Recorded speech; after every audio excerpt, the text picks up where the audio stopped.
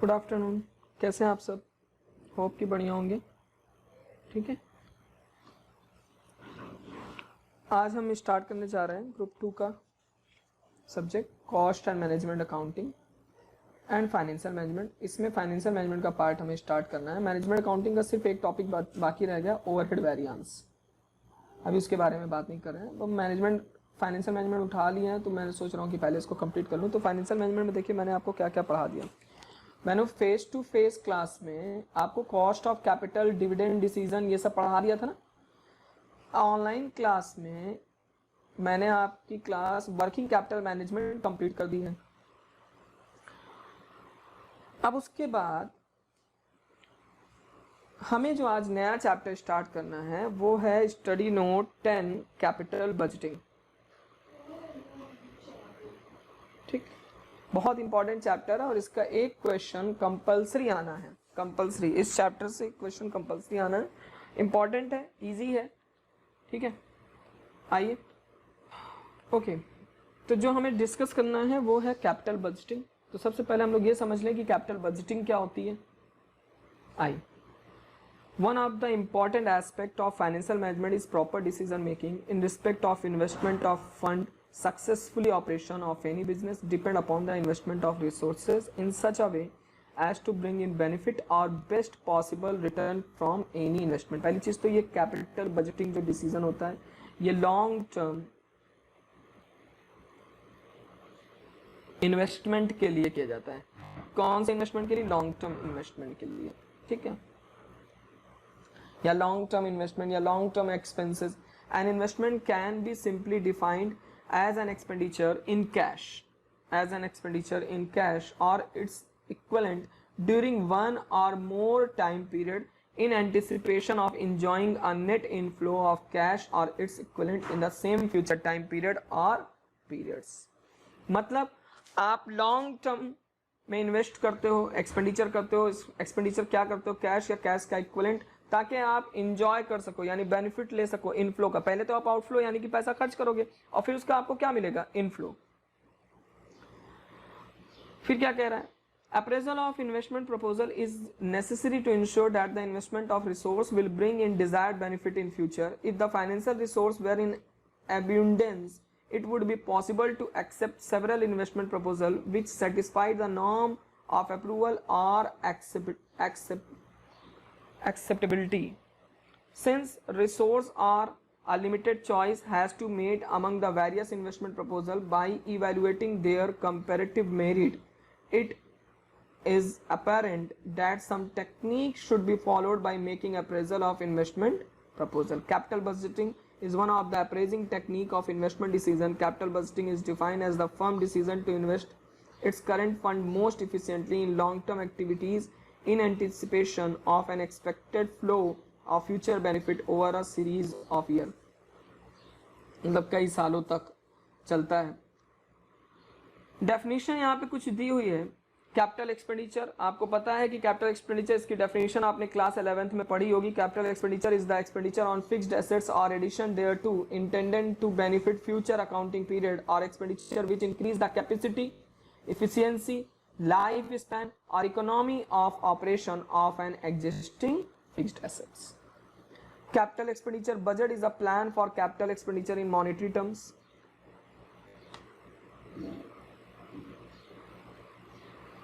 Next, capital. अब capital budgeting decision में क्या क्या आता है? एक्सपेंशन, क्या एक्सपेंड करना है भाई? आपको अपना बिजनेस एक्सपैंड करना है। तो एक्सपेंशन के लिए आपको नया मार्केट या कुछ भी करना है, या नई मार्केट की खोज करनी है, या प्लांट नया लगाना है, या फैक्ट्री नहीं लगानी है, तो उसके लिए आप क्या करेंगे? कैपिटल बजटिंग के डिसीजन को यूज करेंगे या कैपिटल बजटिंग की टेक्निक्स को यूज करेंगे। The firm require additional fund to invest in fixed asset when it intended to expand the production facilities. दूसरा, रिप्लेसमेंट, पुरानी मशीनरी को रिप्लेस करना है, पुरानी टेक्नोलॉजी को हटाकर नई टेक्नोलॉजी अगर आपको अपने फैक्ट्री में या ऑर्गेनाइजेशन में लगाना है तो उसके लिए ह्यूज इन्वेस्टमेंट की जरूरत पड़ेगी, तो वहां पे कैपिटल बजटिंग का डिसीजन आ जाता है. फिर आज डाइवर्सिफिकेशन, डाइवर्सिफिकेशन यानी कि अपने बिजनेस को डाइवर्सिफाई करना. If the management of the firm decided to diversify its production into other lines by adding a new line new line to its original line. The process to diversification would require large fund or long-term investment. For example, ITC and Philip company for their diversification. ITC, Philip, Tata. Next, by और lease, खरीदें या किराए पर लें. By खरीद लें, जैसे example के तौर पे आप कभी देखिए मॉल वगैरह में लिखा रहता है टू लेट स्लैश सेल. अब ये नहीं समझ में आता, लीज स्लैश सेल. लीज यानी कि आप पट्टे पे ले लें, किराए पे ले लें, या फिर आप उसको खरीद लें. ठीक है. बैंक, आज तक बैंक जितने भी ब्रांचेस अपने ओपन करती है सारे के सारे लीज प्रॉपर्टी पे ही ओपन करती है. ठीक है. तो उनको अपना वो फाइनेंस, वो कैपिटल बस्टिंग का डिसीजन टेक्निक लगाते होंगे, उनको बेनिफिट आता होगा कि नहीं हम लीज पे लेना हमारे लिए ज़्यादा बेनिफिशियल है. सर ये कैसे पता चलेगा? जब आगे प्रैक्टिकल करेंगे तो समझ में आएगा. रिसर्च एंड डेवलपमेंट,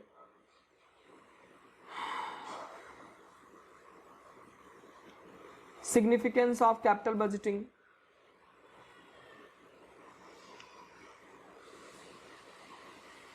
अब प्रोसेस ऑफ कैपिटल बजटिंग पे आ जाइए. क्या प्रोसेस है?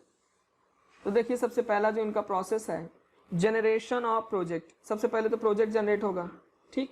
फिर उसके बाद इवैल्यूएशन. अब आप उस प्रोजेक्ट को क्या करेंगे? इवैल्यूएट करेंगे. तो इवैल्यूएट करने के लिए क्या, कैसे इवैल्यूएट करेंगे? एस्टिमेशन ऑफ कैश फ्लो, उसके कैश फ्लो का एस्टिमेट करेंगे. आउटफ्लो और इनफ्लो, कितना जाएगा और कितना आएगा.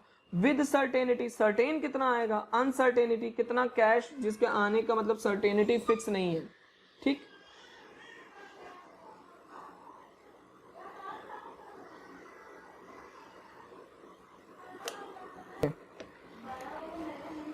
अब उसके बाद क्या है? सिलेक्शन. फिर उसके बाद सिलेक्शन ऑफ इवैल्यूएशन टेक्निक. कौन सी टेक्निक आप यूज कर रहे हैं सिलेक्शन के लिए? ट्रेडिशनल मेथड है, डिस्काउंटिंग कैश फ्लो मेथड है. ठीक है. रिस्क रिटर्न ट्रेड ऑफ, मतलब. फिर उसके बाद सिलेक्शन ऑफ प्रोजेक्ट. अब उसमें से आप टेक्निक के बाद फिर आप प्रोजेक्ट पे आ जाएंगे, कौन सा प्रोजेक्ट आप सेलेक्ट कर रहे हैं. जाहिर सी बात है जिसमें बेनिफिट होगा उसी प्रोजेक्ट को आप सेलेक्ट करेंगे. फिर एग्जीक्यूशन ऑफ प्रोजेक्ट, फिर आप उस प्रोजेक्ट को एग्जीक्यूट कर देते हैं. ठीक है. नेक्स्ट,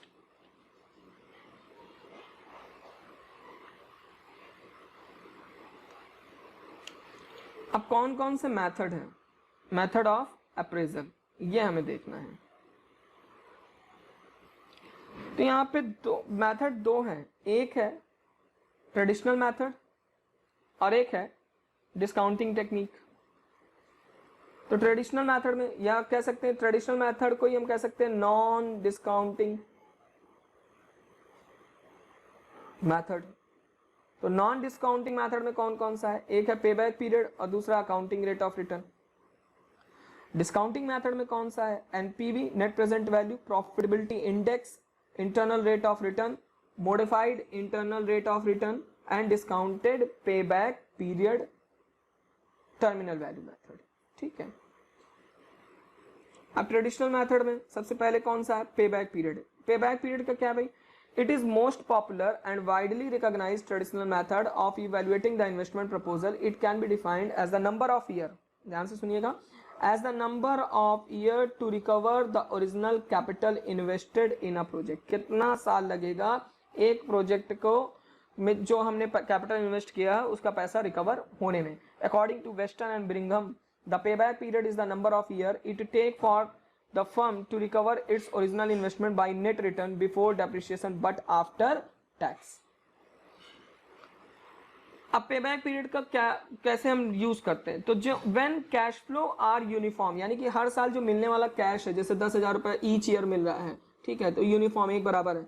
तो आप क्या करेंगे? Initial investment divide by annual cash inflow. तो ये आपको पता चल जाएगा कि कितने साल में रिकवर हो जाएगा. फिर उसके बाद when cash flow are not uniform, तो उसके लिए फिर हम आपको बताएंगे कैसे करना है. इसके मेरिट डीमेरिट आप देख लीजिएगा. ठीक है. नेक्स्ट,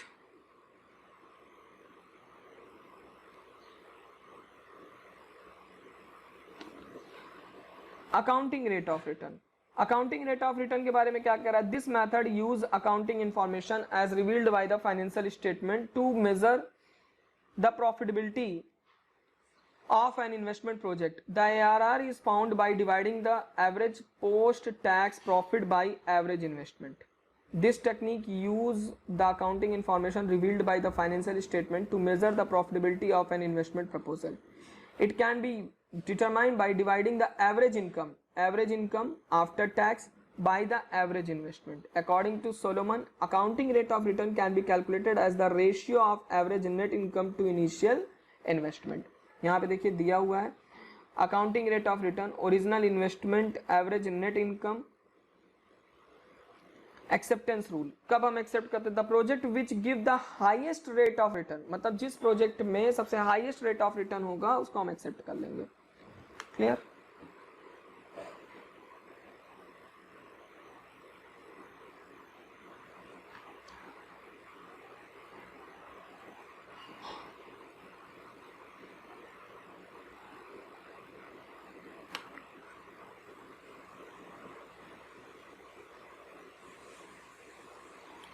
अब आते हैं net present value. Net present value क्या है भाई? नेट प्रेजेंट वैल्यू मेथड ये डिस्काउंटिंग टेक्निक का है पार्ट. अब पहले तो हम ये जान लें कि प्रेजेंट वैल्यू क्या है. Present value is the current value of a future amount. मतलब प्रेजेंट वैल्यू क्या बताता है? प्रेजेंट वैल्यू बताता है करंट वैल्यू किसका? फ्यूचर अमाउंट का. मतलब आज का 1 रुपए आने वाले 1 साल में उसकी वैल्यू क्या होगी, 2 साल पे उसकी वैल्यू क्या होगी, 3 साल पे उसकी वैल्यू क्या होगी. Of money of a series of cash flow calculated at a given interest rate. The value of a firm depend upon the net cash inflow generated by the firm asset and also on future return. The amount of cash inflow and risk associated with the uncertainty of future form the basis of valuation. To get the present value, cash inflow are to be discounted at the required rate of return, minimum rate expected by the investor. ठीक है, अब ये present value हो गया. फिर उसके बाद क्या है? Net present value. Net present value क्या चीज है भाई? Net present value method is a process of calculating the present value of a project cash inflow using the opportunity cost of capital as the discounting rate and finding out the net present value by subtracting the initial investment. यानी NPV में क्या करेंगे? present value of cash outflow minus present value of cash inflow.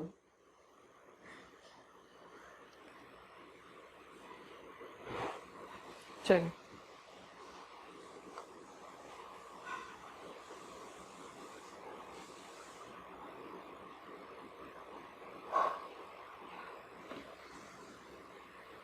अब हम कुछ practical कर लें पहले.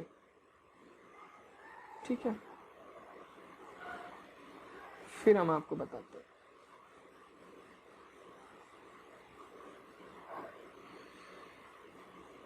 इंटरनल रेट ऑफ रिटर्न वगैरह आगे आपको बताएंगे. पहले हम जो जितना अब तक पढ़ चुके हैं उसका प्रैक्टिकल, पहले हम आपको कुछ प्रैक्टिकल करवा दें फिर. ठीक,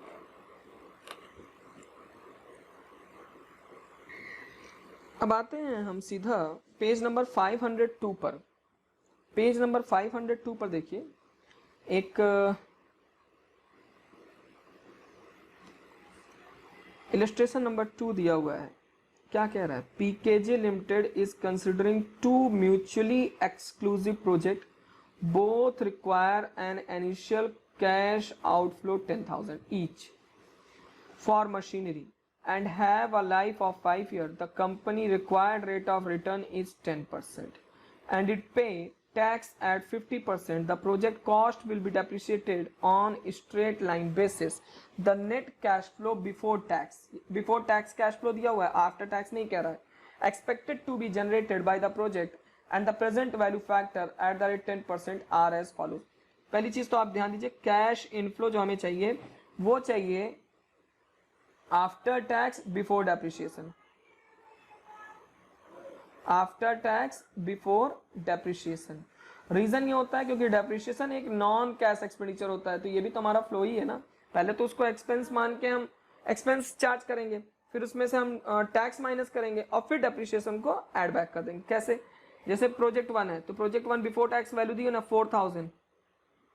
ठीक है, अब इसमें से डेप्रिसिएशन माइनस कर दीजिए तो 10,000 आपका इनिशियल कॉस्ट है, तो 10,000 डिवाइड बाई 5 तो 1 साल का डेप्रिसिएशन कितना आ गया? 2,000 रुपए. तो डेप्रिसिएशन माइनस कर देंगे 2,000 रुपए, फिर टैक्स, तो वैल्यू कितनी आ जाएगी? 2,000. और टैक्स कितना परसेंट है? 50%. 1,000 माइनस कर दीजिए तो वैल्यू कितनी आ जाएगी 1000। अब उसमें वापस रिवर्स डेप्रिसिएशन को जोड़ दीजिए, तो आपका कैश इनफ्लो आफ्टर टैक्स और बिफोर डेप्रिसिएशन कितना आ गया 3000। क्लियर? इस पे हमारा कैलकुलेट होगा। चलिए आइए सीधा प्रैक्टिकल पे देखिए कैसे करते हैं।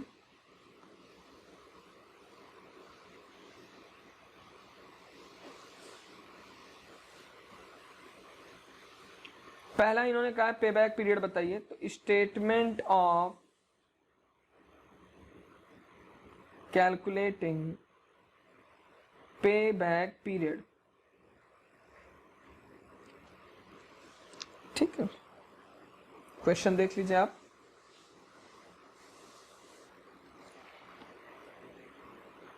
पे बैक पीरियड मैं प्रोजेक्ट 1 का कर रहा हूं बेटा, आप लोग जो है प्रोजेक्ट 2 का करिएगा।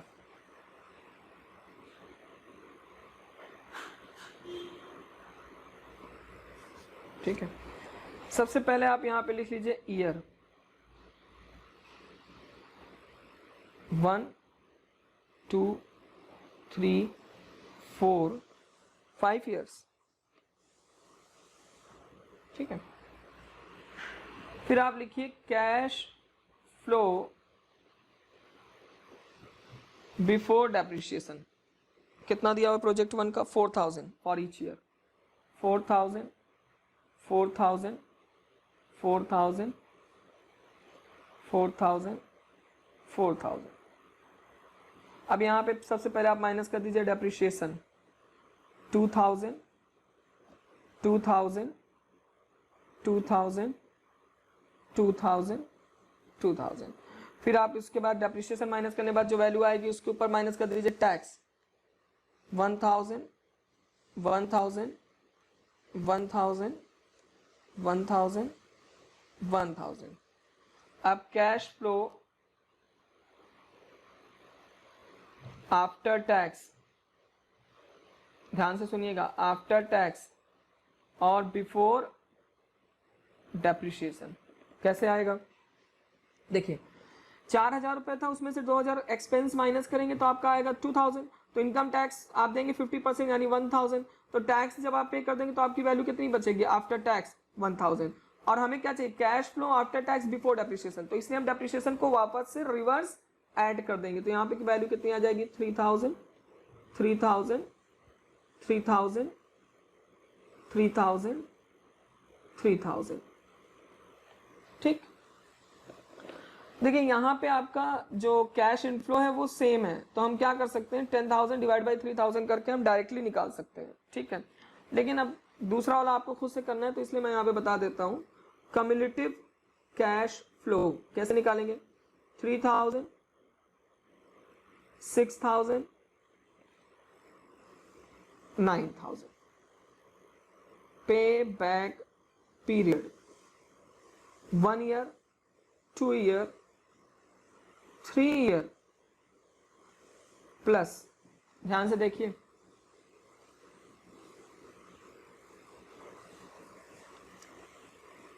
कितना पैसा आपने इनिशियल जो आपका इन्वेस्टमेंट है, इनिशियल जो इन्वेस्टमेंट है वो कितना है। इनिशियल इन्वेस्टमेंट आपका है 10,000, ध्यान दीजिए। रिकवर कितना हो गया है 9,000, बाकी कितना है 1,000। और लेकिन अगर आप आगे लेकर आ रहे हैं तो यहाँ पे कितना आ जाएगा 12,000 आएगा ना। लेकिन आपको तो ये पता करना है कि कितने साल में आपका पूरा पैसा रिकवर हो जाएगा 10,000। तो 9,000 तो 3 ईयर में रिकवर हो गया। क्लियर? तो बैलेंस कब रिकवर होगा, तो बैलेंस रिकवर देखिए 9,000 और 10,000 के बीच में डिफरेंस कितने का है, कितना और रिकवर करना है 1,000, और आगे हमें मेल कितना रहा है 3,000 मल्टीप्लाइड बाई इसको 12 से कर दीजिए। एक मिनट जगह कम पड़ गई, यहां से 3,000 सॉरी 3 ईयर, ठीक है, प्लस कितना मिलना और बाकी है 1,000, और आगे कितना मिल रहा है 3,000 मल्टीप्लाइड बाई 12 से करिए। 12 से क्यों, मंथ में वैल्यू आ जाएगी। तो आप इसको निकाल दीजिए, 1000 डिवाइड बाई 3000 मल्टीप्लाइड बाई 12, तो ये आ जाएगा 3 ईयर 4 मंथ अप्रॉक्स। अगर आप अपना आंसर चेक करें तो वहां पे 3.33 ईयर आ रहा है। क्लियर है? अब दूसरी बात, ये तो हो गया प्रेजेंट पे बैक पीरियड। अब ये कह रहा है कि आप प्रेजेंट वैल्यू निकालिए, एनपीवी। एनपीवी भी निकल आएगा भाई,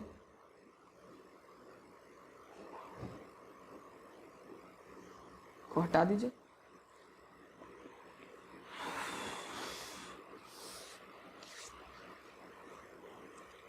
यहां पे लिखिए प्रेजेंट वैल्यू फैक्टर। कैसे निकालेंगे? कैलकुलेटर में वैल्यू टाइप करेंगे, 1 प्लस के ई। 1 प्लस के ई का मतलब है 1 upon 1 plus K E. K E cost of equity, cost of capital. तो क्वेश्चन में देखिए कॉस्ट ऑफ कैपिटल या required rate of return question में दिया हुआ 10%। ठीक है, तो आप यहाँ पे 10% ले लीजिए, 0.10 हो जाएगा 10% का। ये n मतलब नंबर ऑफ ईयर्स। देखिए जिस किसी के पास ऐसा कैलकुलेटर है वो ध्यान से सुने कैसे करना है।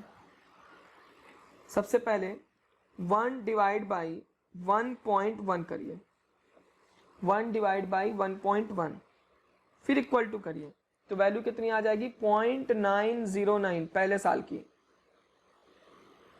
फिर इसको डिवाइड कर दीजिए 1.1 से,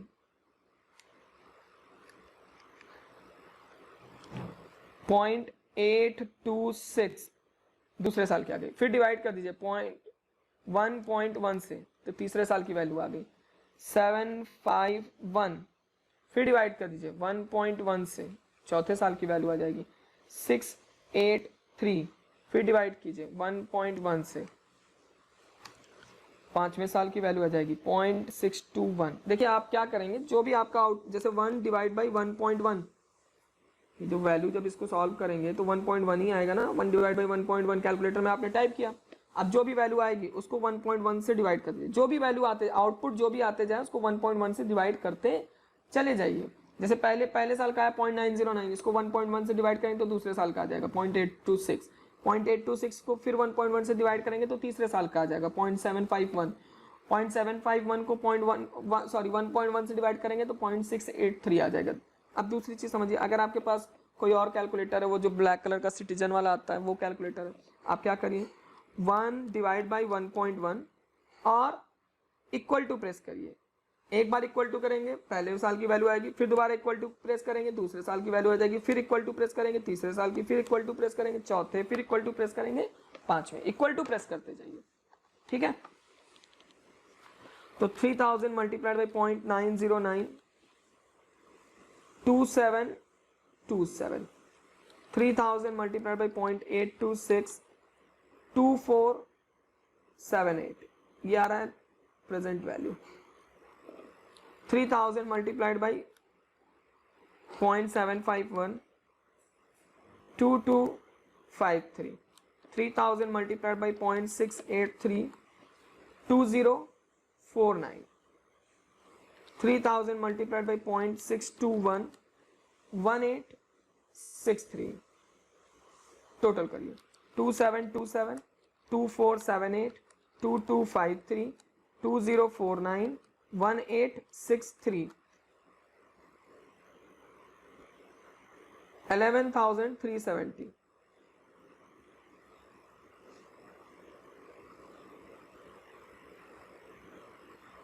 लिख दीजिए यहाँ, present value of cash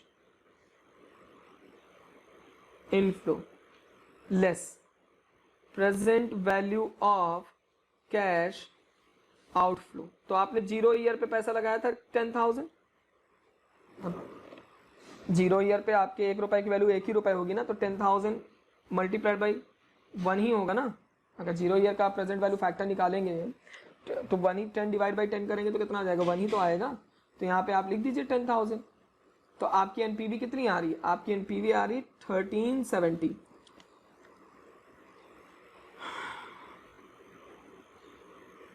1370, NPV positive में आ रही है।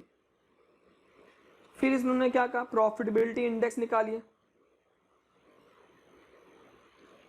प्रॉफिटेबिलिटी इंडेक्स ये एक रेशियो की तरह है। प्रॉफिटेबिलिटी इंडेक्स किसके बीच का रेशियो की तरह है? ये रेशियो की तरह है present value of cash inflow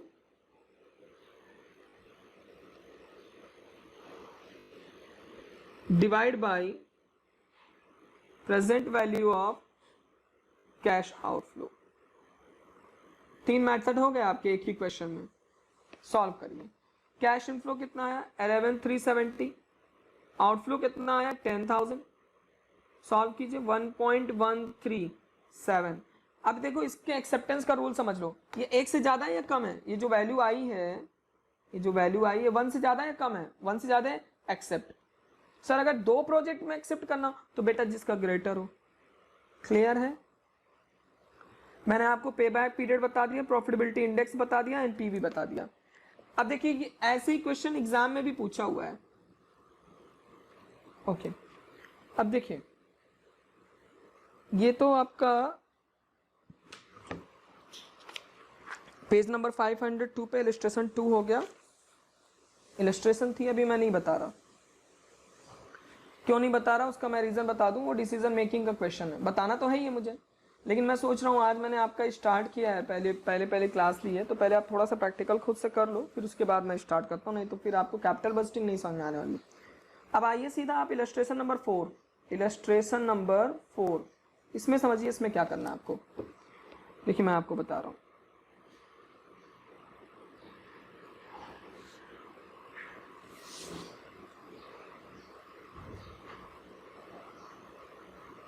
ये रहा इलस्ट्रेशन नंबर 4। ये a limited company is considering investing a project required a capital outlay of rupees 2 lakh, यानी कि कैश आउटफ्लो हो गया 2 लाख रुपीज फोरकास्ट।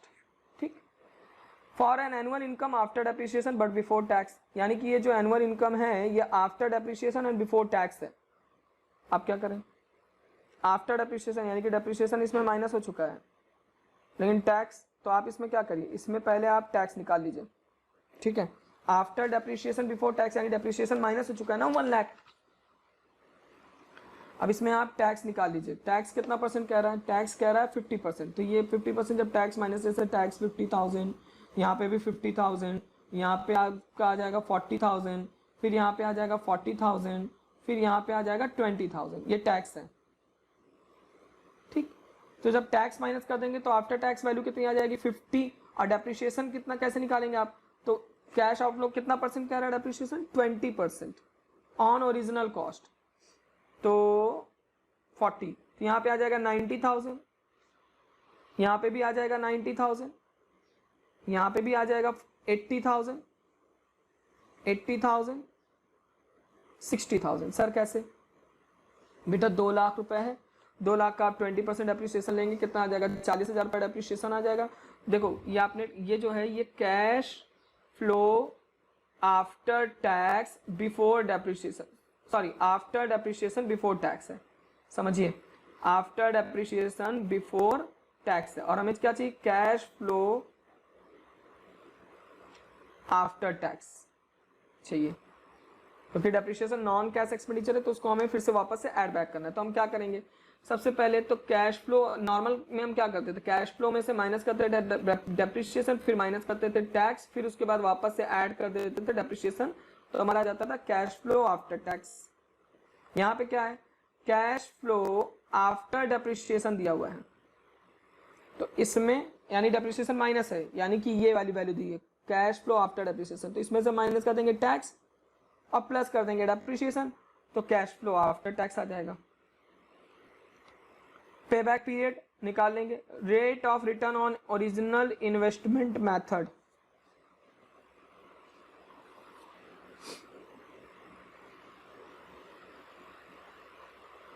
अब यहां पे देखिए टैक्स को माइनस करने के बाद, टैक्स को और डेप्रिसिएशन को माइनस करने के बाद जो ओरिजिनल प्रॉफिट आ रहा है वो कितना आ रहा है?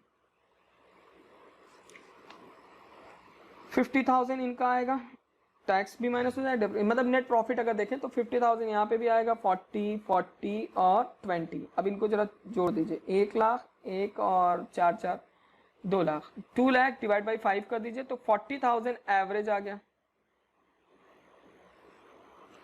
और एवरेज इन्वेस्टमेंट कितना है, 2 लाख रुपए, मल्टीप्लाइड बाई 100 तो 20% आ गया। ओरिजिनल इन्वेस्टमेंट मेथड कह रहा है। अब एवरेज पे क्या करेंगे, 40,000 एवरेज इन्वेस्टमेंट, 1 लाख,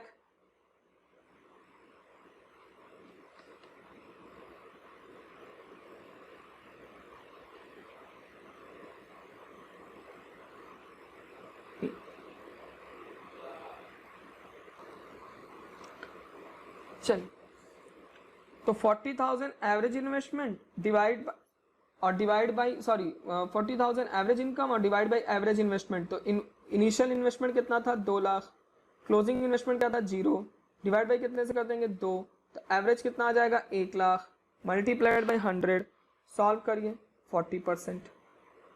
फिर डिस्काउंटेड कैश फ्लो मेथड, यहाँ पे एनपीवी मेथड लगा के कितने परसेंट पे, 10% पे, ठीक। प्रॉफिटेबिलिटी इंडेक्स भी आप निकाल लोगे। आप जो है इस क्वेश्चन का ई तक कर लेना, ई तक, ये आपके लिए होमवर्क है, नहीं होगा तो फिर मैं तो कराऊंगा, ठीक है। और करके तुरंत मुझे व्हाट्सएप पे आप लोग डाल दीजिएगा कि हाँ आपसे हो पा रहा है या नहीं हो पा रहा है, ताकि मैं उसको आपको फिर से बता सकूं, ठीक है। Thank you class.